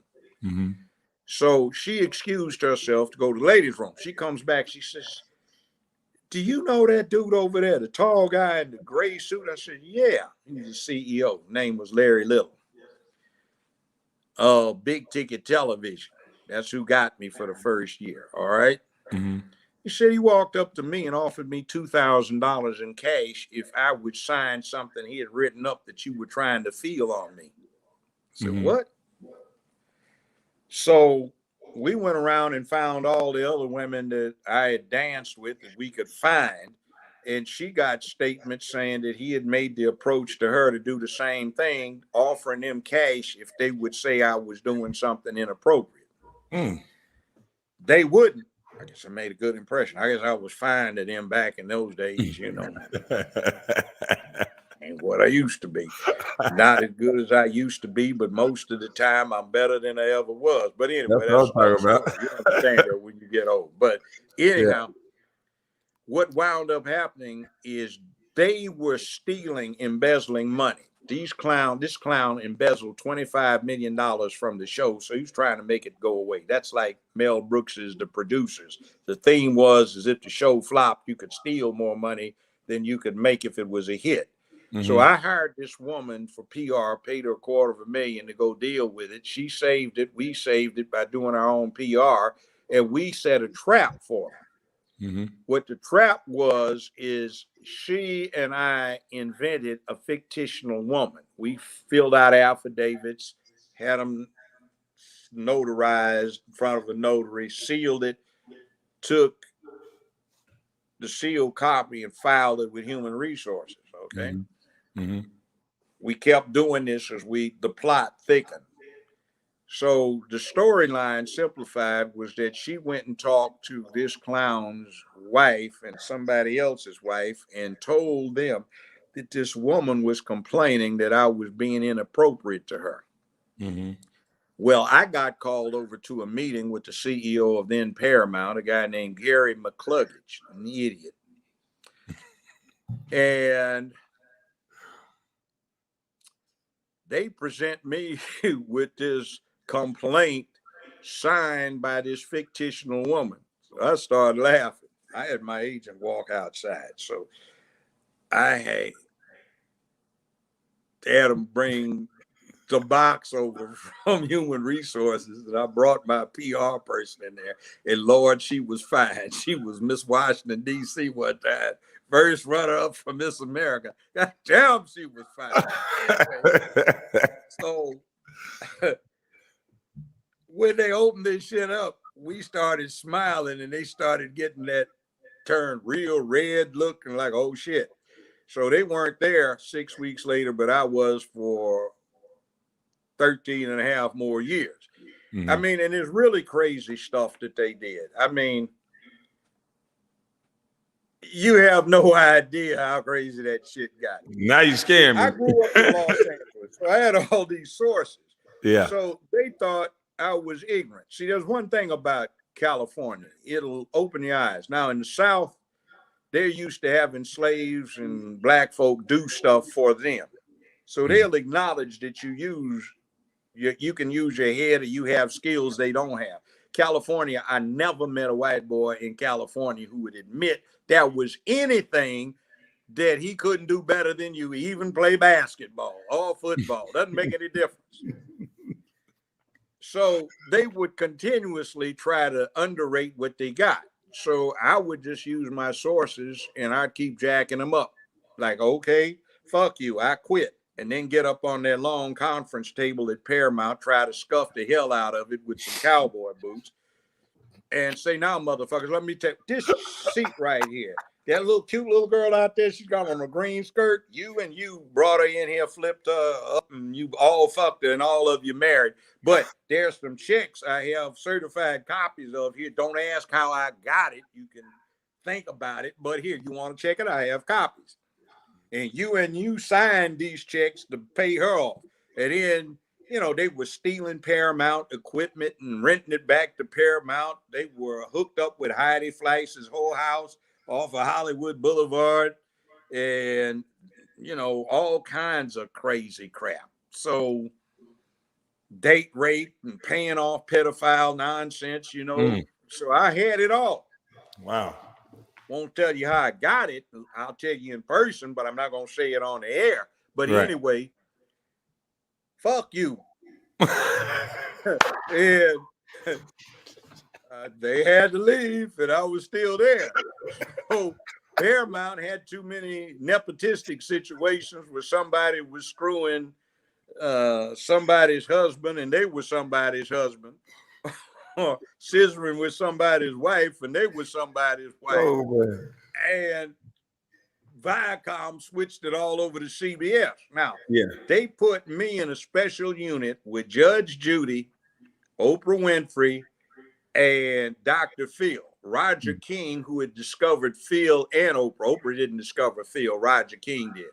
Roger King ran King World because his daddy invented syndication and set it up. All the old black and white movies and cartoons they used to have on TV back when. Well, you're too young for that, but back in my era, his daddy set that up. And he was a football player, big white guy, good guy. And he didn't play that Hollywood shit, but he was so successful that they had to deal with him. So He came to me and said, I don't know what the hell they're trying to do with you. Do you know where you are ratings wise? I said, I have an idea. He said, do you know Nielsen informed me that there are more people in this country that watch you on a 10-day basis than any other show on TV outside of pro basketball, football, baseball, or something like that. I said, Yeah, I know I watch. Well, yeah. So anyway, what happened is the last 3 years, I was beating Oprah every week in the ratings, slaughtering Phil, and was stepping on Judy's heels for the #1 syndicated show in America. But what they did is Judy, little 4'6" munchkin Jewish girl who liked the badmouth men, they weren't going to let some black man be the #1 TV show. So they kept changing her rating schedule so she'd stay ahead. That being the case, they never let that be known. They refused. I mean, it was so bad that in the second largest TV market in America, LA, they didn't even list me in the TV guide. And the biggest question was, are you still on? How do we find you? That's how bad it was. See, it's not just about money. It's about their agenda. Let's take Ellen DeGeneres. All that shit they said about it, that's true. See, and they cancel the show. They've canceled every show she's ever had. But not one of them has ever made it out of one season. Some seasons she's actually had 2 and 3 shows because she's the poster child for lesbianism. She came out and ruined that comedy sitcom she was on when she talked about she was a lesbian. So they reward her. So what happened is WNBC4 in New York at that time was the biggest broadcast TV station in America. So I came on and I was getting 5.8, 6.2s. And Ellen DeGeneres was on after me and she was getting 0.27, 0.14, 0.56. So it was an embarrassment. So they asked me to come on her show 2 times. Now I walked in there and this heifer comes up with an attitude, where's your robes? I thought she was supposed to be a comedian, you know. I said, well, I got it. Put it on. I said, it's 80 degrees up in here. And I ran. I said, I'm not putting this shit on. It's my, I said, well, I don't want to be here, fool. They asked me to come. So I'm starting to cop an attitude, but still trying to be a gentleman. So it's 80 damn degrees in there. Catch your nose. And one of my cameramen. Catch your nose. Yeah. So I saw one of my cameramen. And I said, what the hell's going on? And he said, Judge, this woman likes it 80 degrees, man. We sweat like pigs up in here. It's harsh. She's bad-mouthing everybody. So a couple of sisters had come over with, well, not sisters, a couple of women had come over from my show. She's up there looking down there, bro. Baby, when you going to let the girls come out? What the hell is this shit? She talked about everybody like dogs. She was nasty. She tried to get in my face. Didn't I tell you to put that robe on? It's 80 degrees. You tell me when I come out here.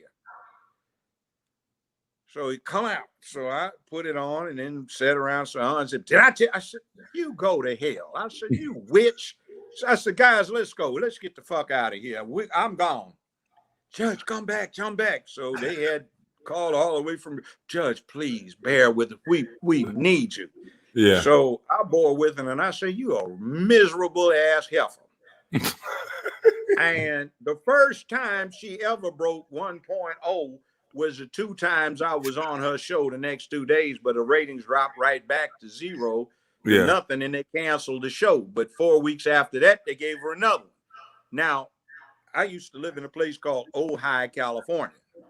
I had a ranch about 75 miles outside of LA. Now, I had a beautiful movie star quality wife, ex-wife now, who was very talented. And Ellen and her wife tried to hit on my wife to set up a lesbian threesome. My wife told them what they could do with themselves. But, you know, that's the way they roll. So they reward Ellen DeGeneres and they try to make her a superstar. But this chick has never been able to keep a show for a whole season. But they called her a star. But Judge Joe Brown, they tried to act like nobody'd heard of me. So the ratings went down. They say, yeah, everybody's did because they had new media coming up. So Judy's went down, Oprah's went down, Phil's went down, but I was still beating Phil, still beating Oprah.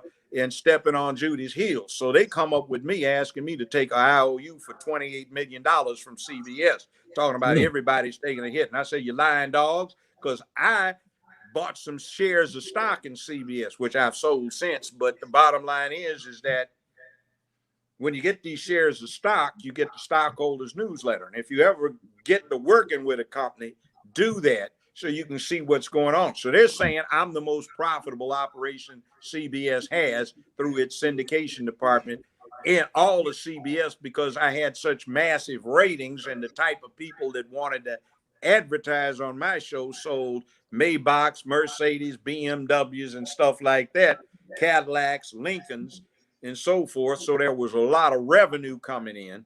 Mm-hmm. And I had very little overhead, and the way I did it streamlined the production process. So they're bragging about it, and they said everybody, they designated who everybody was who got a raise. So I'm looking at these fools taking about everybody got a hit, and they're lying to me. I said, you're a lying dog. I said, this is what you got. They just give you a raise January 17th. This is what you got. Mm-hmm. You know, how'd you know that? I should have found it out. Plus, you're also doing something that FTC, Federal Trade Commission, would have your ass doing 10 years in jail for insider trading. You've been manipulating this stock.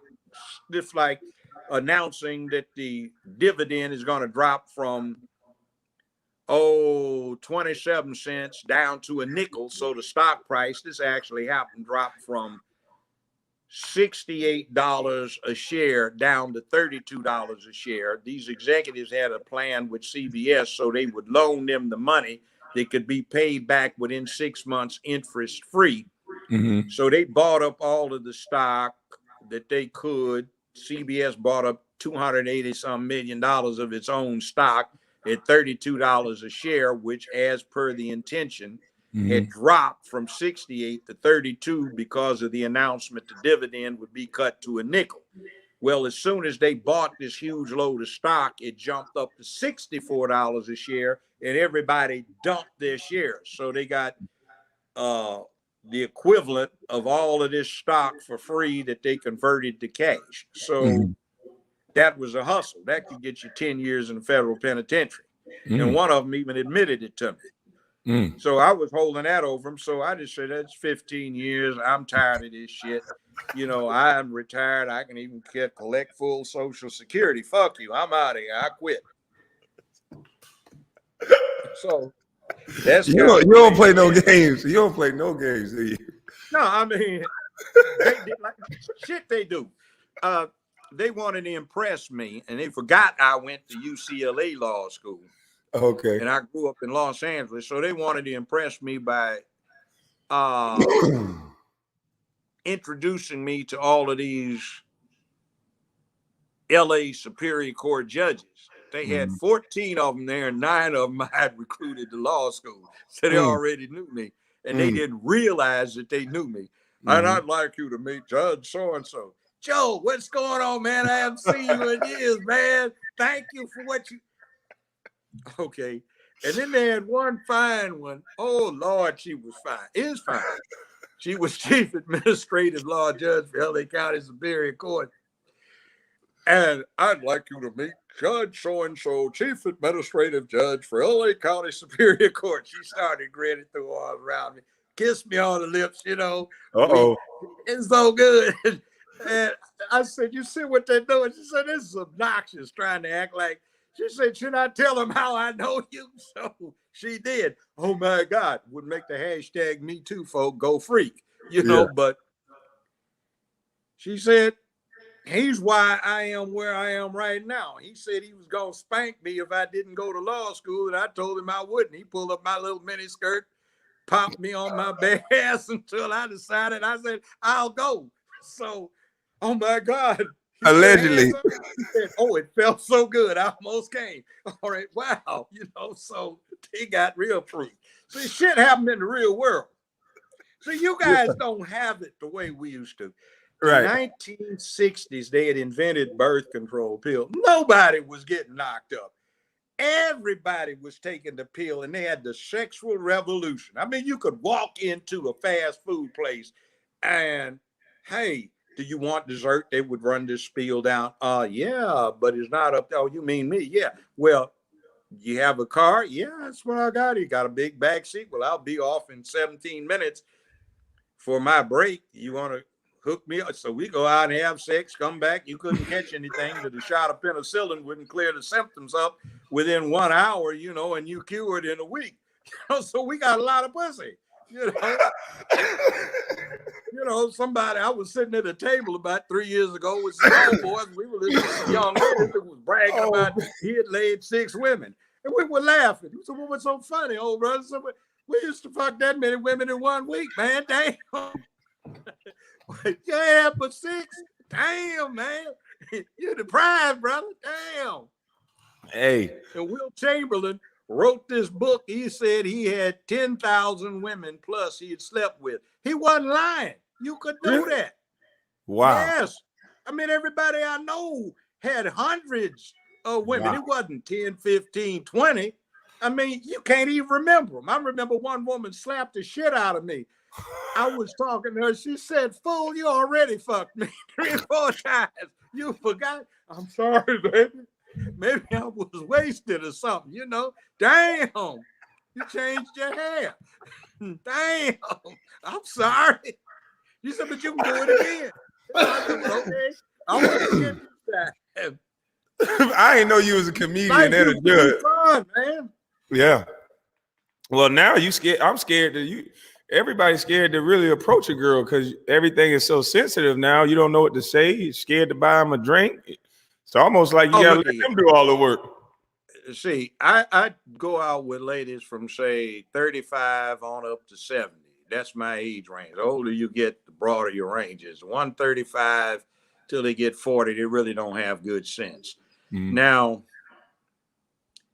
I got one woman who's 62 years old, been a long-term friend. She said, Joe, look at here.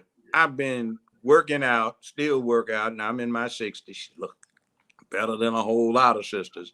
She said, I get my hair done, take care of my complexion, watch what I eat, tastefully get my nails done, learn how to talk. And these stupid lesbian bitches got all these men I'm trying to catch afraid to say something. Oh, that's what a woman said? That's what a woman said. Oh, she wow. said, what the hell is this? See, just like I don't particularly like Charlemagne and some of these charlatans, and you don't like some of your colleagues that are going the unmanly way. Yeah, well, go get into it. What you think about Charlemagne? What you think about him? Get into that. I know people waiting to hear Charlemagne and Stephen A. Smith. Punk ass with a punk name. What about Stephen A. Smith? You ever heard of him? Well, me and him got into it because he puts a little disrespect on guys' names. He tried to make it singular about me and him. But as I try to get people to wake up and see, it's not about just me and him. He said something like, allegedly, I wouldn't trade Andrew Wiggins for a box of cereal. And to me, that just goes too far. What if Andrew Wiggins was trying to, go out and get some money off the court? And people listen to Stephen A. He got a big platform, and you've devalued this man's value like that by saying he's not worth a box of cereal. To me, that that goes beyond basketball when you're starting to dox people like that. Yeah, that's what they do. When they get a man that's a man, they try to down him. And if you badmouth somebody often enough, you get people adopting what they hear. So you get a negative impression. So what the deal is take the exemplars who behave like they're supposed to, and you get the people turned against that by telling lies, mistruths, exaggerations, and so forth. And they no longer listen to that individual, but they listen to the idiots. That's what that's about. I want you to do something too. Your message needs to get out. I want to invite you to my show, which is later today. I know you won't be able to do it today, but next week, and I'll give you the call-in number. Yeah, I'll be there. Okay, I'll give it to you. I'll text it to you. And there's another somebody that's one of your big fans, Dana Cumberlander. Okay. Who she's an intelligent woman. She's a grandmother, though she doesn't look like it. Mm-hmm. Kind of hot. She fusses a lot, but it's a good way to learn how to deal with her. She treats me cool, but she treats the guys at half step. You know, she puts them in place, you know, and act like a man up. She's all for that. Mm-hmm. And you need to deal with her. I'll give you her number. Okay. And there are a few other people, and there's another brother that I call our investigative reporter. He does it for everybody, and you ought to deal with him too. He's got a show, but he travels all over the country getting to the bottom of the stuff. That's Bernard Johnson. So you need to deal with him. And then there's a good sister you need to talk to. Her name is Dr. Cheyenne Bryant out of Los Angeles. And this is one of the most intelligent humans I have ever run into. Interestingly enough, these women are deeper into man up as a necessity for men than a whole lot of brothers are doing. Dr. Johnson has one of the top 10 best-selling books on Amazon, which is good. She's a clinical psychologist. She's one of these super people. God damn, that woman is man, movie star quality. And she got her bachelor's degree before she hit 20, got her master's before she got 21, and then got a PhD. And this is one of those super people that ought to be where Kamala Harris is, but she's a decent person. Okay. Now, she's a rare breed. She actually is president of an NAACP chapter, but she makes it something else. So like when this thing that became Black Lives Matter first started, before it got corrupted into Black lesbian mania and pushing this anti-family dialogue, she got the chief of police for the Los Angeles Police Department, all of his staff and every one of his command officers out there to tell the citizens in Long Beach, California, that they were not going to tolerate this stuff happening again. And actually, from what I saw the last few times I've been to LA, it actually seems to have made a difference. They're trying to recruit her to run for mayor of Los Angeles, like they have recruited me to run for mayor of Memphis in 2023. My slogan is JB in 2023. Okay. So anyway, some things need to be done. And we've got this Dana Cumberlander, Valerie Denise Jones. Oh, she's going to like you. She's the director of my show. She's a good looking woman. And by the way, former model, but you know what her problem is? She can't find a man. So, all of these attractive, intelligent women can't find a man. Yeah. And it's kind of crazy. Hell, even a rich tycoon I ran into one time, white guy, billionaire, said, look here, Judge, would you do me a favor and sit next to my two daughters at this banquet and talk sense to them? And I'm talking to one of them. She's got either boyfriend or husband, I forgot which, but she was the plain one. The younger one was working on her PhD. She's a billionaire. She looked like a movie star, man. She's gorgeous. And she was breaking it down. She had a few glasses of wine. And she said, look, Judge, I can't find a man, an eligible bachelor. I said, well, what's wrong? So she came to him and my daddy said, I need to ask you. I said, why don't you just break it down? She said, well, let me put it this way. These guys I go out with, they like my girlfriends with dicks. And I ain't a lesbian. God damn it, I want a real man. What the hell's wrong with this? So I broke it down. She said, so in other words, my mama, her friend girls, and my aunts, and all of them, they raised these boys to be like this. Yeah, I said, that's basically what it is. She said, so who the hell gave these fools the idea that we want a girl? If we wanted a girl, we'd be lesbians, damn it. We want a man. And she, my dad is a real man. Nobody fucks with him. By now she's cussing, you know, so he's a real live man, you know. I mean, he does wrong, but God damn it, he's a man. But that's what they don't understand. They think men are just this one thing and we got to be perfect, but it's a bunch of different ranges of men. So that's why I'm trying to bring people together. So some people are going to wear ties and and some people gonna fix on tractors, and some people gonna farm. It's different forms of men, and we should all be respected. So I appreciate you coming on my platform, but I also want to ask, and I'm definitely coming on yours, but I want to ask you, coming from an elder to a young buck, what would your advice be to young males, men and women coming up, trying to figure this thing out, that's trying to do it the right way and trying to get married? Very briefly. Okay. Where I am to where you are seems like 2 years ago. Mm-hmm. The older you get, the smaller percentage of your life a year is. So when you get 70, 73, 74, 75, every year is just 1/70th of your life. When you're 30, it's 1/30th. When you're 2, 3, 4, it's a big percentage. Mm-hmm. Time passes very quickly. Mm-hmm. And in your own mind's eye, you never get past where you are right now. Mm-hmm. And you got to look at yourself in a mirror to realize how old you have gotten. Mm-hmm. And you have to be able to deal with yourself. Now, I would suggest to you to keep doing what you're doing, and any other young man out there, white, black, brown, red, yellow, be able to look in a mirror and say to yourself, I acted like a man. I acted like I was supposed to have yesterday. Mm-hmm. I acted like a man. I'm going to act like a man today while you're shaving, Mm-hmm. and I'm going to have to uphold. Now, to Mm-hmm. uphold, you have to get your shit together. That means you have to commit yourself to the task of working.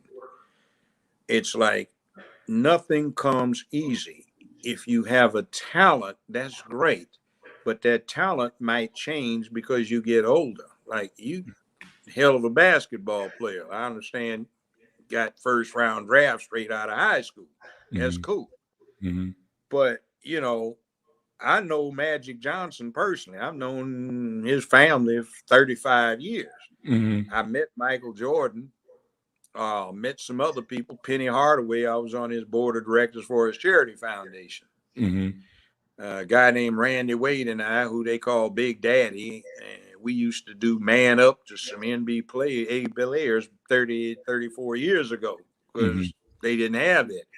But the bottom line is focus, because what you do at an early age, you're not going to be able to do later. And what you can do later is your labor, your talent physically evaporates, but your acumen, your skill, your mind can increase.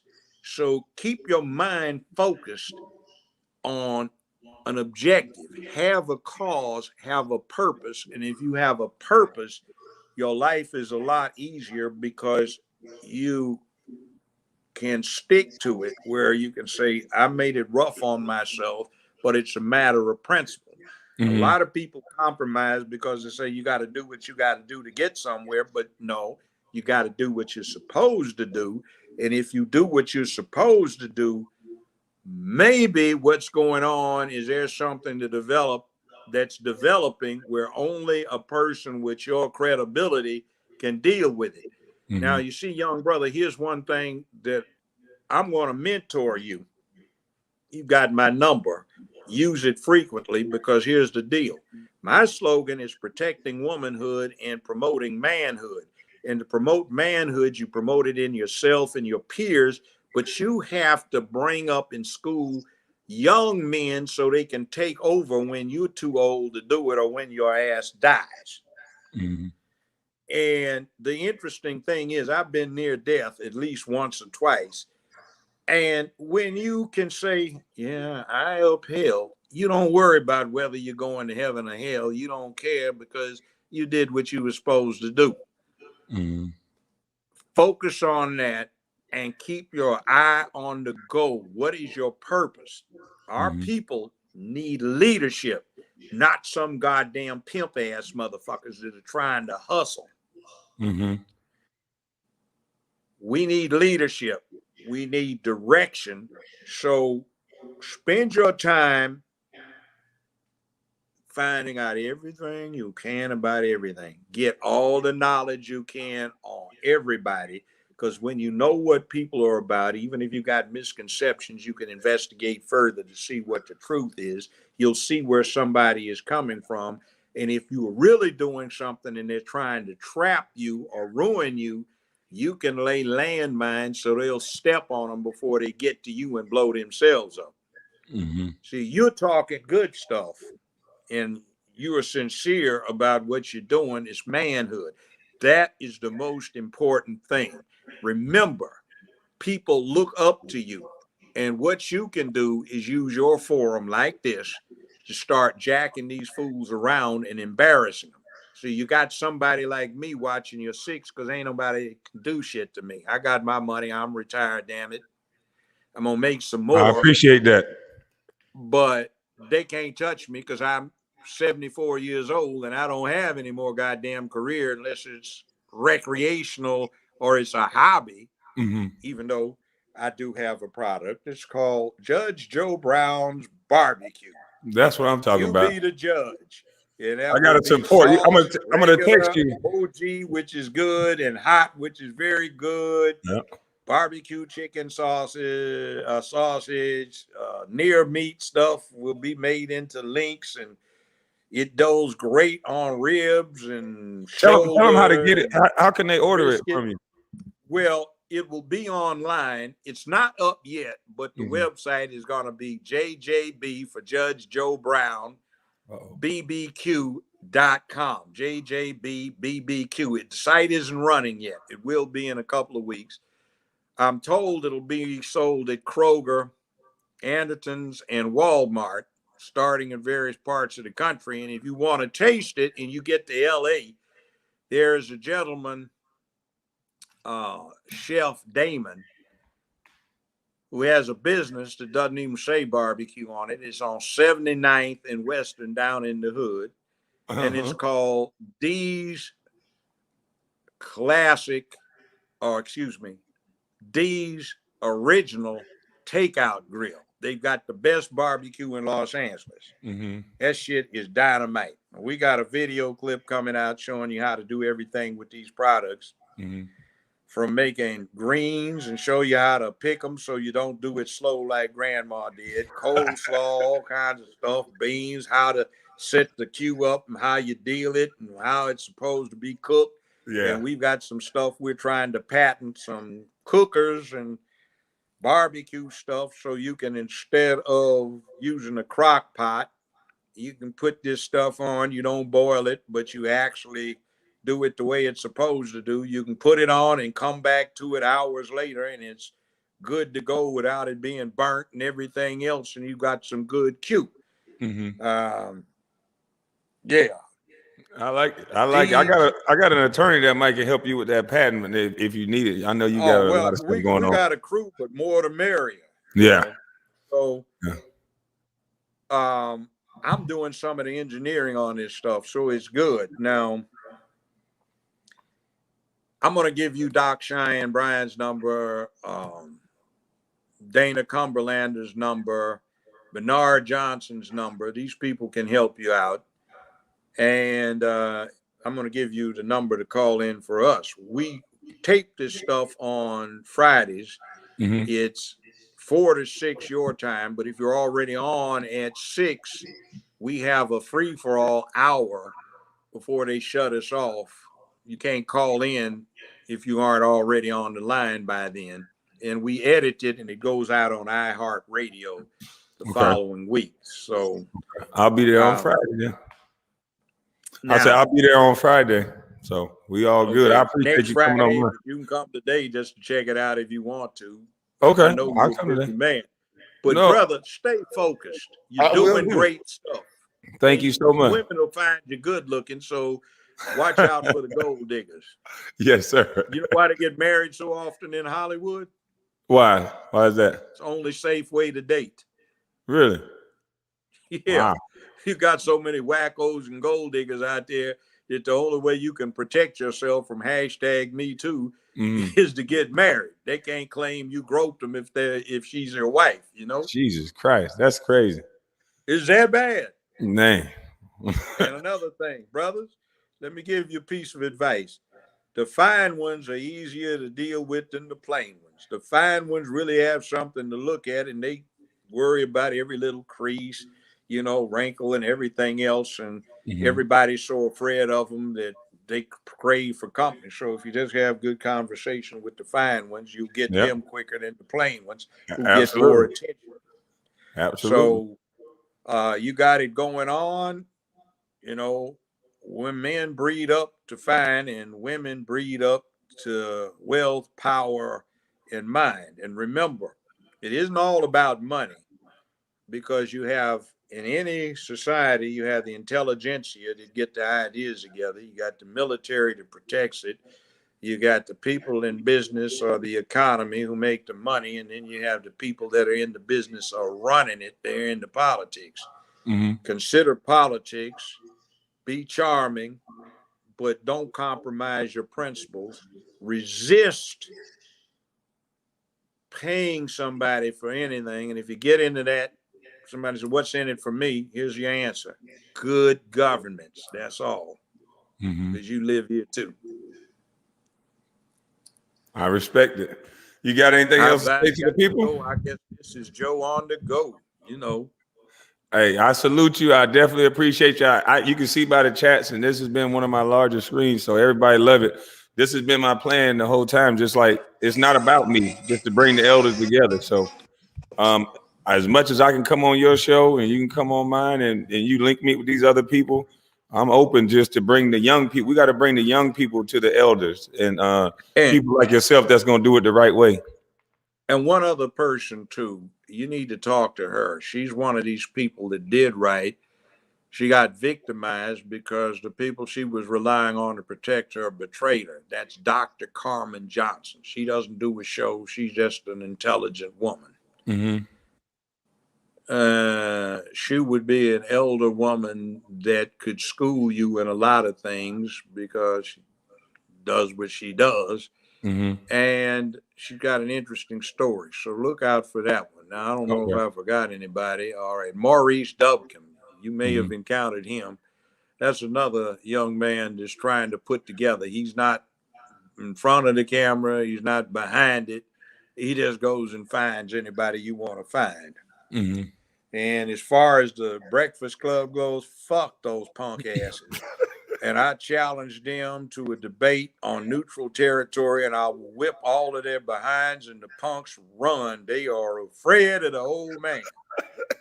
That's mama's cookie right there. Hey, I thank you so much for coming. I'm gonna go step out for about an hour. I will definitely see you on Friday, and I appreciate you blessing, the young people. I told them I was gonna bring you, so as many times I can come on yours, you can come on mine. Let's do it. Let's bring these young people and let's open their minds to something different. There you go. Think possibility, think outside the loop. And if everybody's doing it, don't do it, because you don't want to be part of the sheep with your nose stuck in another sheep's ass. It's somebody herding the flock that you're in. Yes, be sir. Original, step out, prepare, get your head together, because the mind is the most important part of you. That's the only thing you will keep after everything starts getting old and decrepit. Keep your mind sharp, keep focused, be able to look in the mirror and say, I have been, I shall be, and I am a man. And you can rest easy, sleep well at night. Your health is better and you'll get more pussy. God damn it. Can't get better than that. We'll end on that. Thank you so much, Judge Joe. Hey, I'll see you on Friday. Yes, sir. All right. Out of here, young brother. Yes, sir.